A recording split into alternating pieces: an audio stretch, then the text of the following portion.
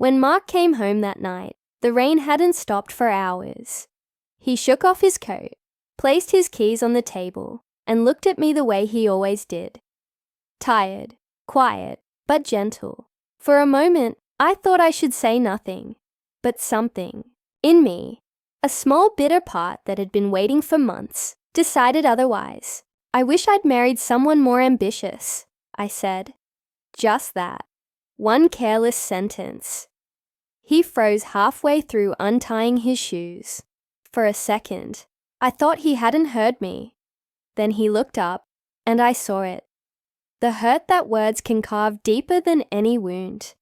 "What did you just say?" he asked softly. I laughed awkwardly, trying to brush it off. "I didn't mean it like that, Mark. It just slipped." But he didn't say a word. He just nodded once, as if something inside him had clicked shut. He went upstairs. I heard drawers open, hangers scrape, the zip of a suitcase. At first, I thought he was just angry. But when he came down 15 minutes later, suitcase in hand, I realized he wasn't bluffing. "Mark, stop. Don't be ridiculous," I said, standing in front of the door. It was a stupid thing to say. He looked at me with the calmness of someone who's already made peace with the storm. "You've been saying stupid things for years, Emma. This one just made me realize you mean them." The door closed quietly behind him. The sound of rain swallowed everything. The next morning, I still believed he'd come back. Mark had walked out during arguments before, but he always returned. Sometimes angry, sometimes silent, but home. This time, he didn't. His phone went straight to voicemail, and his best friend Luke told me he'd taken a few days off work. By the third day, my confidence began to crumble. Our house, once full of his quiet presence, felt hollow. His shoes by the door, his mug on the counter. They mocked me. I replayed my sentence 1,000 times, trying to hear it the way he did. Ambitious. Was that all he wasn't, or all I'd stopped seeing? Mark had never been the kind of man who chased titles or expensive cars. He fixed things. He remembered birthdays. He brought me tea when I worked late. But somewhere along the way, I'd stopped noticing the small ways he showed up for me.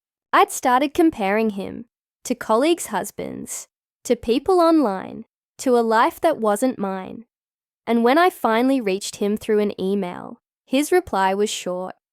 "You finally said what you've been thinking for years. Thank you for the honesty."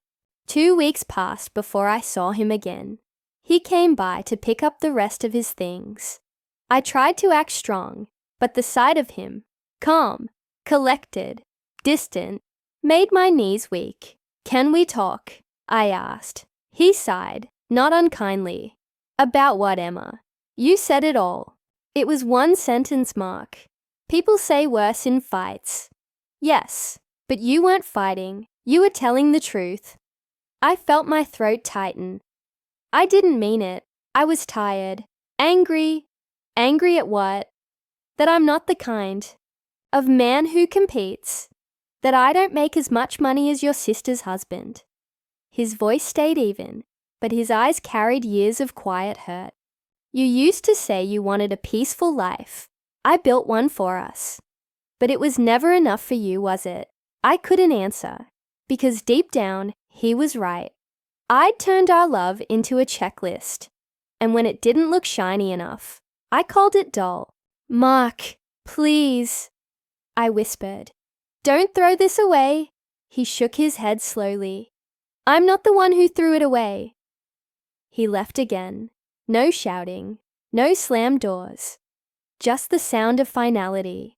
The silence afterward was worse than any scream. Months went by. Friends asked questions I didn't want to answer. My mother said, "Time heals." But every night, I'd scroll through old pictures. Mark laughing at our wedding. Mark fixing the kitchen tap. Mark reading in bed with glasses slipping down his nose. Ordinary moments I used to overlook now looked sacred. I sent him letters. Never replies. Then one morning, Luke called. "He's moving to Denver. he said. Got a job at an engineering firm there. Says he wants a fresh start. I thanked him and hung up. My hands trembled as I realized he wasn't angry anymore. He'd moved on. The man I'd once accused of lacking ambition had built a whole new life without me. 6 months later, I saw him again at a cafe downtown. He was with a woman I didn't recognize. She had kind eyes, and when she laughed, he looked at her the way he used to look at me before I made him doubt himself. I wanted to go over, to say something, but I didn't. I just watched quietly, like a stranger observing a life that used to be hers. When he noticed me, he gave a small, polite nod. No hatred, no bitterness, just distance. Somehow that hurt most of all. That night, I sat alone on the porch, listening to the rain again. It sounded the same as that night he left. Soft, endless, forgiving. I finally understood that the sentence I spoke wasn't just about ambition. It was about gratitude, the lack of it.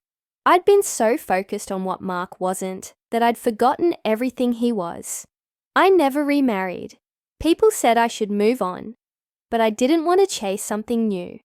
I wanted to remember the man who loved me enough to walk away when I stopped loving him right. Sometimes, when I pass by the park we used to visit, I see couples arguing.